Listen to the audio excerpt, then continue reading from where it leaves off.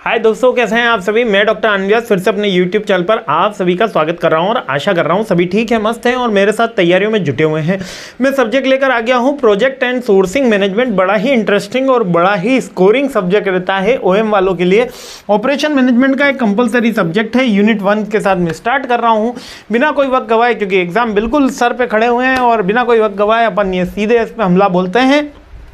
हाँ, और यदि किसी ने अभी तक बुक परचेज नहीं करी है और अभी भी उसको लग रहा है कि मैं ऑपरेशन मैनेजमेंट के नोट्स कहाँ से बनाऊँ, तो 849 में हमने पूरा का पूरा कोर्स लॉन्च कर रखा है। तो आप 7 बुक्स का पूरा सेट 849 में ई बुक का परचेज कर सकते हैं। हार्ड कॉपीज भी अवेलेबल हैं। आइए फर्स्ट टॉपिक के ऊपर हमला बोलते हैं। फर्स्ट टॉपिक है अपना इंट्रोडक्शन ऑफ टू सोर्सिंग। अब ये इंट्रोडक्शन ऑफ सोर्सिंग अब यहाँ पर देखिएगा, सोर्सिंग वर्ड क्या दिया हुआ है, सोर्सिंग। यहाँ पर थोड़ा सा इसको शांति से समझिएगा, क्योंकि ये जो फर्स्ट टॉपिक है ये एक अपने सब्जेक्ट का ही प्रोजेक्ट एंड सोर्सिंग मैनेजमेंट, और पीछे से पूरा सब्जेक्ट शुरू हो रहा है।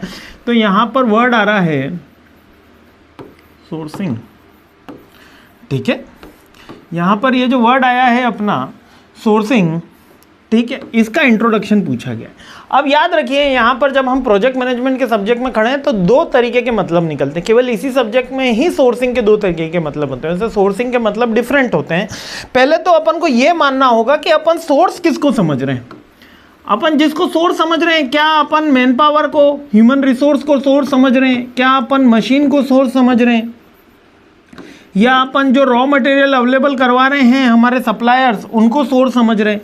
तो यहाँ पर 2 तरीके की डेफिनेशंस अपन को बुक के अंदर मिलती हैं और दोनों ही सही हैं। ये अपन चेक कर लेना। जो हमने बुक लिखी है उसके अंदर भी HR के तरह है और मशीन की तरह है। तो अभी अपन को सोर्सिंग का यही मतलब निकालना है कि यहाँ पर अपन सोर्सिंग कर रहे हैं मशीन्स की, सप्लायर्स की, है ना, रॉ मटेरियल्स की, यानी कि सोर्सिंग, यानी कि कोई प्रोडक्ट अपन बाय कर रहे हैं तो सोर्सिंग, ठीक है। अब सोर्स को ही सोर्सिंग कर रहे हैं अपन, जैसे ह्यूमन रिसोर्स भी अपने एक तरीके की सोर्सिंग है। तो सोर्सिंग एक क्रिटिकल कंपोनेंट होता है प्रोजेक्ट एंड सोर्सिंग मैनेजमेंट में, जो प्रोसेस करता है identify, evaluate and selecting supplier to provide goods and services required for the organization operation.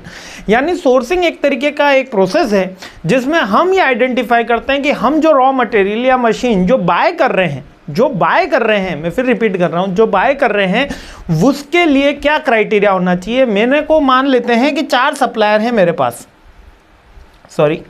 मेरे पास 4 सप्लायर हैं। उन 4 सप्लायर में से मेरे को ए से प्रोडक्ट बाय करना है, बी से करना है, सी से करना है, डी से करना है। तो अपन किन किन एस्पेक्ट पे बात करेंगे, अपन क्वालिटी पे बात करेंगे, अपन कॉस्ट पे बात करेंगे, टाइम पे बात करेंगे, है ना, लाइजनिंग पे बात होगी, ठीक है, टाइम पे बात होगी, लाइजनिंग पे बात होगी कि व्यवहार कैसा है, उसके हमारा का कस्टमर फीडबैक हमको कैसा मिल रहा है, क्या हमको आफ्टर सेल सर्विसेज मिल पा रही है, नहीं मिल पा रही है। तो उनके ऊपर सारे का सारा प्रोसेस किया जाता है और उसके बाद हम सेलेक्ट करते हैं। ये एक बेसिकली सोर्सिंग की मेथडोलॉजी है। अब यहाँ पर आउटसोर्स में भी अपन यही सारी चीज़ें करते हैं। अब आउटसोर्सिंग क्या है सर? आउटसोर्सिंग का मतलब कि जो हम रॉ मटेरियल बाय कर रहे हैं, जो प्रोडक्ट बनाने के लिए हम प्रोसेस बाय कर रहे हैं, मशीन बाय कर रहे हैं, वो बाय नहीं करते हैं। उसकी जगह हम एक व्यक्ति की, कंपनी को बोलते हैं कि हमारा ये काम आप कर लीजिए। सपोज कि मेरे को 1000 कह सकते हो बाइक की ज़रूरत है, ढूंढ बाइक, है ना, 1000 बाइक्स की ज़रूरत है और मैं एक कंपनी का मैनेजर हूँ और मेरी कंपनी भी बाइक बनाने का काम करती है। लेकिन मेरी जो प्लांट कैपेसिटी है वो 600 बाइक्स की है। अब 400 बाइक्स का मेरे पास ऑर्डर है, तो इसलिए हम क्या करेंगे, आउटसोर्स कर लेंगे। यानी हम दूसरी कंपनी को बोलेंगे कि आप हमारे लिए इंडिविजुअल ये बाइक्स बनाइए और हमारा लोगो लगाइए इसके ऊपर, हमारा मोनो लगाइए, और ये कंपनी हमारे अंदर, बाइक हमारे अंदर रजिस्टर्ड हो गया, हम इसको एंड पार्टी सप्लाई करेंगे। लाइक कि अपन एयरटेल पे कॉल लगाते हैं उसके कॉल सेंटर पे, तो यूजुअली जो कॉल सेंटर्स होते हैं, जैसे फ्लिपकार्ट पे कॉल लगाया, अमेजोन पे, तो वो कॉल सेंटर कंपनी आउटसोर्स करती है, क्योंकि एक छोटे छोटे ग्रुप ऑफ मेंबर्स होते हैं, ग्रुप ऑफ सोसाइटीज होती हैं या ग्रुप ऑफ कंपनीज होती हैं जो बेसिकली एक्सपर्ट होती है कॉल सेंटर में। तो वहाँ पे आपका फ़ोन जाता है और वो अमेज़ॉन के बिहाफ पे या फ्लिपकार्ट के बिहाफ पे आपसे बात कर रहे होते हैं और सारी की सारी चीज़ें एक्सप्लेन कर रहे होते हैं। तो इससे क्या होता है, कंपनी का जो कोर बिजनेस रहता है, लाइक प्रॉफिट मैक्सिमाइजेशन, जो कोर एम रहता है और जो कोर बिजनेस रहता है, एयरटेल का कोर बिजनेस क्या है, सिम बांटना, 5G देना, OTT के सब्सक्रिप्शंस बांटना, है ना, इंटरनेट से कमाई है, उनकी डेटा से कमाई है, कॉलिंग से कमाई है। तो ये नए नए प्लांट्स इस्टेब्लिश करना, नए टावर्स इस्टेब्लिश करना, ये उनकी कोर एक्टिविटीज़ में आ जाता है। तो उनके उनके ऊपर वो फोकस कर पाते हैं और आउटसोर्सिंग ईजी होता है, क्योंकि उसको मैनेज करने के लिए अगर एक कंपनी ने अच्छा काम नहीं किया तो आप बी से करवा लीजिए, बी ने किया नहीं तो वापस सी से करा लीजिए, तो आउटसोर्स काफ़ी ईजी होता है। सोर्सिंग का मतलब यही है, एक प्रोसेस है जिसमें अपन आइडेंटिफाई करते हैं, एनालाइज करते हैं और सेलेक्ट करते हैं एक ऐसे सप्लायर को जो हमारी ऑर्गेनाइजेशन नीड को फुलफिल कर रहा हो। अब नीड में हमारे कैसे बेसिस पे आता है, नीड हमारी होगी फुलफिल आपने टाइम के अकॉर्डिंग हो सकता है, बजट के अकॉर्डिंग हो सकता है, क्वालिटी के अकॉर्डिंग हो सकता है, कस्टमर फीडबैक के अकॉर्डिंग हो सकता है, आफ्टर सेल सर्विसेज के अकॉर्डिंग हो सकता है, किसी के भी अकॉर्डिंग हो सकता है। क्लियर हो गया ना, ये बहुत इजी सी डेफिनेशन है। तो sourcing refers to the activity involves, अच्छा इसमें फाइंडिंग भी है, फाइंडिंग, इवेल्यूटिंग, एंगेजिंग, फाइंड करना है, इवेल्यूएट करना है, एंगेजिंग करना है suppliers to acquire goods and services. ठीक है, अब ऑब्जेक्टिव क्या है, ऑब्जेक्टिव यही है कि ये कॉस्ट एफिशिएंसी हो, क्वालिटी उसके अंदर एश्योर्ड रहे, टाइमली वो डिलीवर्ड रहे, रिस्क मैनेजमेंट का काम भी करे और स्ट्रेटेजिक पार्टनरशिप बनाए रहे। ये बेसिकली अपना सोर्सिंग का काम होता है।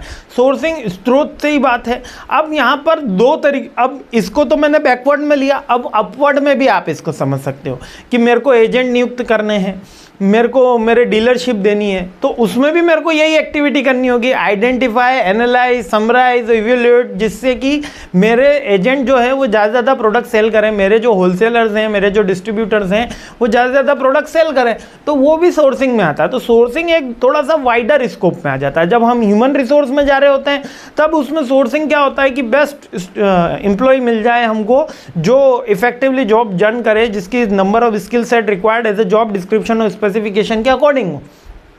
ठीक है, तो यही सारी चीजें। अब टाइप्स ऑफ सोर्सिंग क्या है, डायरेक्ट सोर्सिंग, जब हम एक्वायर कर लेते हैं manufacturer, acquiring raw material components product directly from the manufacturer और प्राइमरी सप्लायर, जिससे हम डायरेक्टली सप्लाई कर, जो प्राइमरी जहां से माल लो रहा है वहीं से हमने उठा लिया। इनडायरेक्ट में अपन क्या कर रहे हैं, goods and services as a support organization, यानी कि फर्स्ट पार्टी से नहीं लिया अपन ने, सेकेंड पार्टी से लिया। जैसे कि अब हमको बुक प्रिंट करनी है तो हम तो जो प्रिंट आउट का काम करवाना है, ठीक है, तो अब हमारा पब्लिकेशन है व्यास पब्लिकेशन, अब हमको प्रिंट आउट कराना है, तो हम या तो एक प्रिंटिंग प्रेस के पास चले गए जिससे कहा कि आप ये सर्विसेज देते हो तो आप ये काम कर लो, ये इनडायरेक्ट सोर्सिंग हुई। हम डायरेक्ट मैन्युफैक्चरर के पास गए जहाँ से कागज़ बनता है, जहाँ से स्टार्टिंग होती है, हम उसी के पास गए और कहा कि आपको ये प्रिंट आउट का काम करना है, आप ये कर लीजिए। अब इनडायरेक्ट में भी दो हो गए, ये वो भी डायरेक्ट हो सकता है, अपन प्रिंट पब्लिशर के पास गए या दूसरे प्रिंटिंग हाउस के पास गए, या प्रिंटिंग हाउस से भी सब कैटेगरी में जो हाउस आया वो भी इनडायरेक्ट में आ गया, यानी कि डायरेक्ट मैन्युफैक्चरर के पास गए तो डायरेक्ट, और मैन्युफैक्चरर से सबऑर्डिनेट के पास गए, डिस्ट्रीब्यूटर के पास गए तो इनडायरेक्ट। ग्लोबल सोर्सिंग ये आपको एचआर में देखने को मिलती है, जहां पर अपन ग्लोबल सप्लायर्स का हेल्प ले सकते हैं। और आउटसोर्सिंग यानी कि थर्ड पार्टी, हम काम नहीं कर रहे हैं, हमारा जो प्रोडक्ट है वो कोई और बना के देता है। बहुत, अगर आप प्रोजेक्ट मैनेजमेंट, ऑपरेशन मैनेजमेंट के स्टूडेंट हैं तो आउटसोर्सिंग का बिजनेस स्टार्ट कर दो। तो सर कैसे करें, सिंपल से एक छोटी सी टिप देता हूँ यहाँ पे इस वीडियो के बीच में। सबसे ज़्यादा चेक करो कि कौन से प्रोडक्ट मार्केट में सेल हो रहे हैं, ठीक है, अमेज़ॉन के ट्रेंड देख लो, फ्लिपकार्ट के ट्रेंड देख लो, है ना, कोई आपको डेली यूटिलिटी के प्रोडक्ट अधिकतर देखने को मिलते हैं। उन प्रोडक्ट के आप जाइए इंडिया मार्ट की वेबसाइट पर जाइए, अलीबाबा के ऑफिशियल्स जो सप्लायर्स हैं उनके ऊपर बात जाइए और उनसे डील करिए। ज़्यादा नहीं, 10, 20, 30, 40 हज़ार का माल उनसे परचेस करिए। अपनी एक अच्छी सी वेबसाइट बनाइए, अपना एक अच्छा सा लोगो वगैरह बनाइए और वही प्रोडक्ट अमेज़ॉन, फ्लिपकार्ट और अपनी वेबसाइट पर लिस्ट कर दीजिए। अब होगा क्या कि कस्टमर आएगा और वो ट्रेंडिंग प्रोडक्ट है, उस ट्रेंडिंग प्रोडक्ट में अब आपको क्या करना है कि आपको उसके अकॉर्डिंग कुछ ब्लॉग्स लिखने, कुछ आर्टिकल लिखने, अपनी वेबसाइट का एसईओ कराना है ना, जिससे वो वेबसाइट रैंक होना स्टार्ट हो। उसके थोड़ा सा आपको कैंपेन करना होगा, फेसबुक, गूगल पे ऐड रन करने होंगे, वो एक पूरा का पूरा फनल है। जैसे ये क्रिएट होगा ऑलरेडी, अब इसमें क्या करा, प्रोडक्ट बनाने वाला कोई और है, मैन्युफैक्चरर कोई और है, आपने डायरेक्ट उससे प्रोडक्ट उठाया, अमेज़ॉन, फ्लिपकार्ट और अपनी वेबसाइट पे भेज दिया। अब वो प्रोडक्ट बिकने की संभावना बढ़ गई क्योंकि वो ट्रेंडिंग प्रोडक्ट में, अब वो डेली यूटिलिटी के आइटम है और उसको आप ऑफलाइन भी सप्लाई कर सकते हो।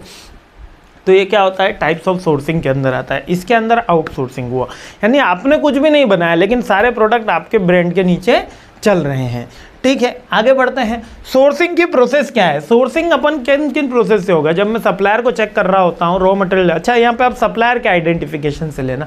सबसे पहले तो नीड होनी चाहिए, कौन सा प्रोडक्ट किस क्वालिटी में किस क्वांटिटी में मेरे को चाहिए।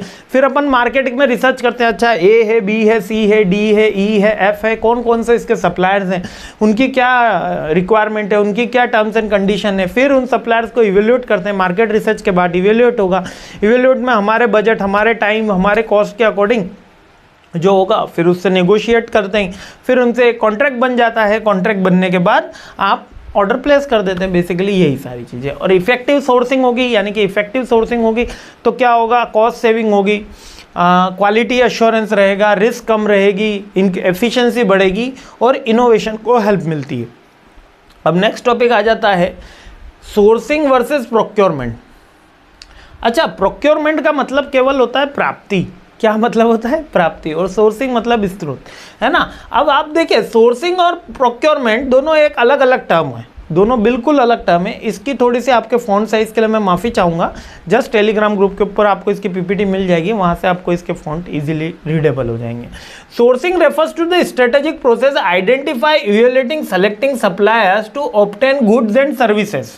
ठीक है। Procurement on the other hand, entire process to acquiring goods and services in include activities such as requisition, ordering, purchasing, receiving, payment, contract management.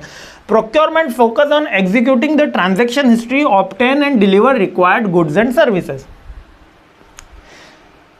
अभी ये बहुत छोटा है इसलिए अब आपको दिख नहीं रहा होगा, लेकिन मैं 2 मिनट में आपको समझा देता हूँ। सोर्सिंग का मतलब है स्रोत। हम एक सप्लायर के पास गए, 10 सप्लायर के पास गए, जिनमें से हमने एक सप्लायर फिक्स करा और उससे प्रोडक्ट बाय करा, तो वो हो गया सोर्सिंग, है ना। हम एक लिस्ट लेके गए मार्केट में और हमने प्रोडक्ट बाय कर लिया, यानी खरीदना, प्राप्ति ही प्रोक्योरमेंट कहलाता है। प्राप्ति करना। अब सर दोनों में डिफरेंस क्या है? सोर्सिंग करना और प्रोक्योरमेंट करना, क्योंकि सोर्सिंग में भी खरीद रहे हैं और प्रोक्योरमेंट में भी खरीद रहे हैं। सोर्सिंग थोड़ी स्ट्रेटेजिक प्रोसेस हो जाती है, एनालिटिकल प्रोसेस हो जाती है। प्रोक्योरमेंट में जो अवेलेबिलिटी ऑफ द रिसोर्सेज होता है उन्हीं में हम काम कर लेते हैं। सोर्सिंग जो है वो वाइडर स्कोप हो जाता है, ऑपरेशन। प्रोक्योरमेंट जो है वो स्मॉल होता है, क्योंकि उसमें केवल परचेसिंग काइंड ऑफ एक्टिविटी होती है। सोर्सिंग का ऑब्जेक्टिव रहता है कि कॉस्ट भी एफिशिएंस करना है, क्वालिटी भी एफिशिएंस करना है, और प्रोक्योरमेंट का मतलब है कि केवल प्रोडक्ट की अवेलेबिलिटी के ऊपर जोर होता है। जैसे कि सोर्सिंग में अब मैं जैसे शादी के लिए शॉपिंग करी जाती है तो उसमें सोर्सिंग करी जाती है, सबसे अच्छा हलवाई को हायर किया जाए, सबसे अच्छा कार्ड बनवाया जाए। कल हम एक जगह बैठे थे तो वहाँ पर कार्ड प्रिंटिंग होने आया, उसी से हमको याद आया कि लोग 120, 130, 150 रुपये का भी कार्ड प्रिंट करवा रहे हैं, और कुछ 700-800 कार्ड का ऑर्डर था उनका। तो कुल मिला के क्या बात रही? ये बात रही कि जब हम शादी का कार्ड लेने जा रहे हैं तो उसमें मल्टीपल ऑप्शंस चेक करे जाते हैं, मल्टीपल थिंग्स चेक करे जाते हैं, हमारे कॉस्ट, हमारे बजट के अकॉर्डिंग चेक करे जाते हैं, और बेस्ट क्वालिटी से प्रोडक्ट डिलीवर करने की कोशिश करी जाती है। डीजे वाले बाबू सबसे अच्छे, है ना, बैंड बाजा वाले भी सबसे अच्छे।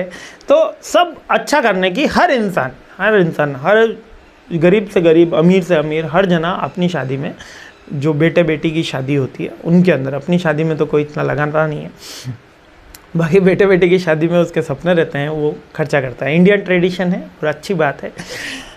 तो वो हो गया सोर्सिंग। अब अपन डेली शॉपिंग के लिए गए। डेली शॉपिंग के लिए मान लेते हैं कि अपने को कोई प्रोडक्ट लेकर आना था, है ना, कोई A to Z कोई प्रोडक्ट लेकर आना था। अब मान लेते हैं अपन को कोई एकदम से नीड आ गई कि पॉलिश चाहिए, बूट की पॉलिश चाहिए, है ना। तो मैं पॉलिश लेने के लिए गया था, वहाँ मार्केट रिसर्च न सप्लायर न ये न वो, कुछ भी नहीं।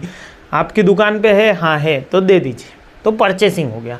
तो कुल मिला के procurement involves only the purchasing kind of activity and sourcing is a large scale. Sourcing में भी परचेसिंग हो रही है, लेकिन सोर्सिंग जो है वो लार्ज स्केल पे। Sourcing activity include assessment, market research, supplier evaluation and selection, negotiation of the contract and agreement on the behalf. Procurement activities include requisition, processing, purchasing, order creation, vendor management, inventory control और खरीदना। भैया कितने का है? 100 रुपये का, लो 80 नहीं 100, ठीक है, ये 100 रुपये रखो, बिल दे, बात खत्म। तो प्रोक्योरमेंट हो गया।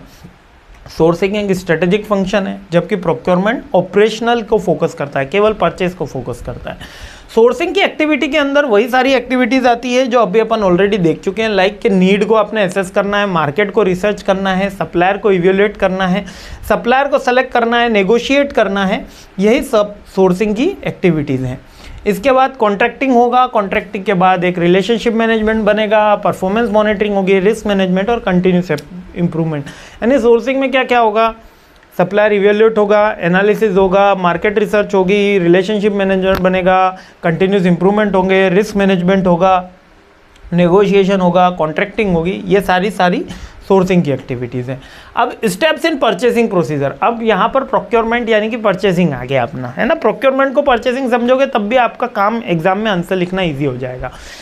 परचेसिंग के अंदर क्या है, सबसे पहले हम नीड अराइज होनी चाहिए, सर बूट पॉलिश चाहिए थी, बूट के लिए पॉलिश चाहिए थी, है ना। तो परचेसिंग होली पे खेलने के लिए नहीं, होली खेलते हैं हमने देखा, बूट पॉलिश लिए मज़ा आ जाता है? करा नहीं करा, अरे मत करना, ठीक है। हाँ, तो अपन आ जाते हैं परचेसिंग में क्या होगा, सबसे पहले नीड अराई होगी, नीड अराई होने के बाद मार्केट रिसर्च इसके अंदर भी हो सकती है क्योंकि अपन परचेस करने जा रहे हैं। तो मार्केट रिसर्च स्मॉल काइंड्स जो हमारे पास में रिसर्च अवेलेबल होते हैं, मार्केट रिसर्च का ही मतलब नहीं है अपन उनको डीपली एनालिसिस करें, मार्केट के पास में किराने की दुकान कहाँ पर है, ठीक है। फिर उसका आइडेंटिफिकेशन हो गया, फिर उसका रिसर्च हो गई, इवेल्युएट कर लिया भैया कितने में दे रहे हैं, नेगोशिएट होना तो ठीक है, नहीं तो अपन ने एक रिक्वेस्ट का ऑर्डर दे दिया, उसने प्रोडक्ट डिलीवर कर दिया, फिर अपन ने परचेसिंग ऑर्डर प्लेस कर दिया। अब ऑर्डर प्रोसेस हो गया, रिसिप्ट हो गई, इंस्पेक्शन यानी चेक कर लिया, हाँ भाई ये सारी चीज़ें हैं, और फिर सप्लायर की परफॉर्मेंस और रिकॉर्ड में रख लिया। अब ये सारी चीज़ें इसलिए इतनी ज़्यादा हो जाती हैं क्योंकि यहाँ पे इंडिविजुअल नहीं बल्कि इंडस्ट्री में बात हो रही है। तो इंडस्ट्री में जब भी कोई चीज़ परचेस करी जाती है तो ऐसा ही नहीं कि जस्ट स्टोर मैनेजर गया और जाके कुछ खरीद लाया, नहीं ऐसे नहीं,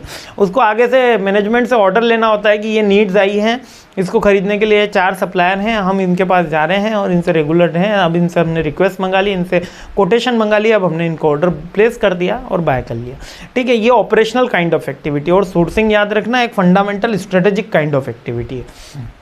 अब परचेसिंग साइकिल वही सिंपल साइकिल है कि जिसमें परचेसिंग साइकिल प्रोक्योरमेंट भी हो रहा होता है ना, representation of the series of the stages of the organization, कौन कौन सी चीज़ें प्रोक्योर में अपने परचेसिंग के अंदर स्टेजेस में चल रही है वो आप परचेसिंग साइकिल में भी लिख सकते हो।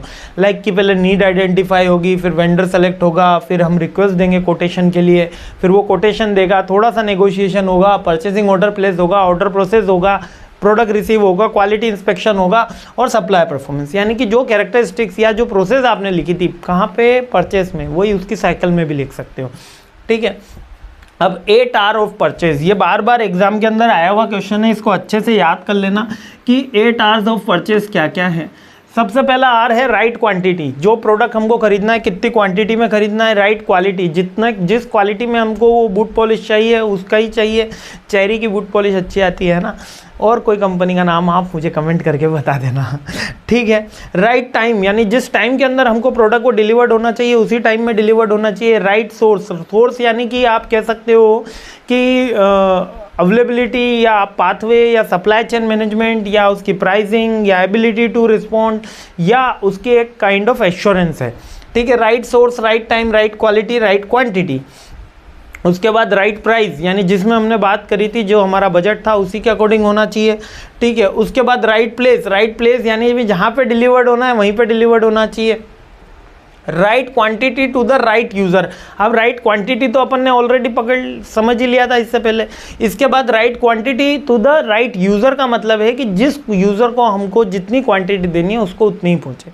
वैसे पॉइंट रिपीट किया गया क्योंकि 8 R में एक R बढ़ाना था, बल्कि राइट क्वांटिटी में ही राइट यूज़र वाला पॉइंट भी इंक्लूड होता है, ठीक है। नेक्स्ट होता है राइट डॉक्यूमेंटेशन, यानी कि जो बिल्स वगैरह है वो सेम यूज़र के नाम पे हों, ठीक है। तो राइट क्वांटिटी हो गई, right quantity to the user हो गई, राइट क्वालिटी हो गई, राइट प्राइस हो गया, राइट डॉक्यूमेंटेशन हो गया, राइट टाइम हो गया, राइट क्वांटिटी, राइट सोर्स हो गया, राइट प्लेस हो गया, सारे खत्म। राइट प्राइस लास्ट में। अब परचेसिंग मैनेजर, ये भी क्वेश्चन बार बार एग्जाम में आया फर्स्ट यूनिट से, है ना। Purchasing manager. अब परचेसिंग मैनेजर कौन होता है? जो कंपनी में रिस्पॉन्सिबल होता है परचेसिंग एक्टिविटीज़ के लिए, उसी को परचेसिंग मैनेजर बोलते हैं। यूजुअली स्टोर मैनेजर के पास में परचेसिंग मैनेजर की एक डिजिग्नेशन होती है जो सारे के सारी एक्टिविटीज़ करता है। स्टोर मैनेजर का ही बेसिक काम होता है कि सारी चीज़ें खरीदने का। तो कैरेक्टरिस्टिक्स क्या है? स्ट्रॉन्ग नेगोशिएशन स्किल होनी चाहिए उसके संदर्भ कि एक परचेसिंग मैनेजर, एक अच्छा परचेसिंग मैनेजर कैसा होना चाहिए कि स्ट्रॉन्ग नेगोशिएशन। नहीं भैया, हम गए माता जी के साथ साड़ी लेने के लिए, अब तो हमारी माँ दिवंगत हो गई है ना, तो काफ़ी दुख भी है, लेकिन हम जाते थे उनके साथ साड़ी लेने के लिए। अब दुकानदार ने बोला 2000, उन्होंने कहा 150 दुकानदार ने बोला 2000, उन्होंने कहा 150, और हमने को यकीन नहीं हुआ, उसने 500 में दे भी दी। हमने कहा ये क्या ज़माना चल रहा है, हम होते तो लुट जाते, 2000 बोलते तो हम कितने 1800 में भी ला के काफ़ी खुश हो जाते। वो मम्मी 500 में ले आई, हम बोले 500 की थी, उसने उसका प्राइस बोला, आपने अपना प्राइस बोला। तो कभी जब सेलर को ये शर्म नहीं आई कि वो कितने प्राइस बोले, तो बायर को क्यों शर्म आए कि वो कितना प्राइस बोले? ठीक है, तो स्ट्रॉन्ग नेगोशिएशन स्किल होनी चाहिए, एनालिटिकल स्किल होनी चाहिए, फ्यूचर डिमांड के साथ मीट करने वाला होना चाहिए, रिलेशनशिप मैनेजमेंट वाला होना चाहिए, कम्युनिकेशन स्किल होना चाहिए। ऑपरेशन मैनेजमेंट के जो भी बच्चा स्टोर में लगता है वो बहुत कमाता है, क्योंकि स्टोर में डायरेक्ट कमीशन भी मिलता है। ये बात मैं बिल्कुल आपको 100% शत-प्रतिशत बिना कोई लाव लपट के कह रहा हूँ कि ब्राइब इस डिपार्टमेंट में सबसे ज़्यादा चलती है। क्यों? क्योंकि स्टोर में आप आए, कुछ भी चीज़ अगर बड़ी कंपनी, छोटी कंपनी में तो ऐसा नहीं है। छोटी कंपनी में तो सारी चीज़ें का हिसाब आपको इजीली मिल जाता है ना, 1, 2, 4 लाख, 5, 10 लाख की परचेसिंग कोई बड़ी नहीं।